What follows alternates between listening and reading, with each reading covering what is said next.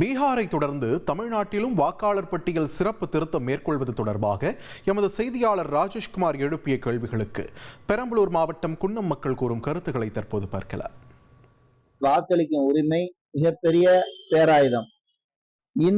இந்த உரிமை பறிக்கக்கூடிய செயல் தான் இந்த எஸ்ஐஆர்ங்கிறது. பீகார்ல செய்த செயலை தமிழகத்துல செஞ்சா தேர்தல்ங்கிற ஒரு விழாவோ ஒரு நிகழ்வோ தமிழகத்துல நடக்காது. வாக்காளர் சிறப்பு திருத்த சட்டம் கொண்டு வந்து ஓட்டுல ஃபர்ஸ்ட் கை வைக்கிறாங்க. மனுஷனுக்கு முதல்ல ஒரே ஒரு உரிமை எதுனா ஓட்டு உரிமை.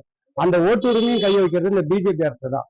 இதுக்கு முன்ன இருந்த அரசும் சரி, பின்னால வரப்போற அரசும் சரி, இது ஒரு பாடமா வச்சு நடத்தினாங்கன்னா இந்தியாவே உருப்படாது. ஆதார் அட்டை தான் எல்லாத்துக்கும் யூஸ் ஆகுது. பேங்க்ல எல்லா ரீசார்ஜ் எல்லா பேங்க் யூஸ் பண்ணா கூட ஆதார் அட்டை தான்.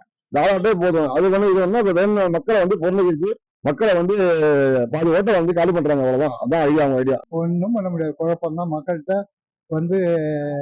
வெறுப்புணர்ச்சி ஏற்படும். ஆடுறவங்களுக்கு கெட்ட பேர் உண்டாகும். என்ன இதுதான் நடக்கும்.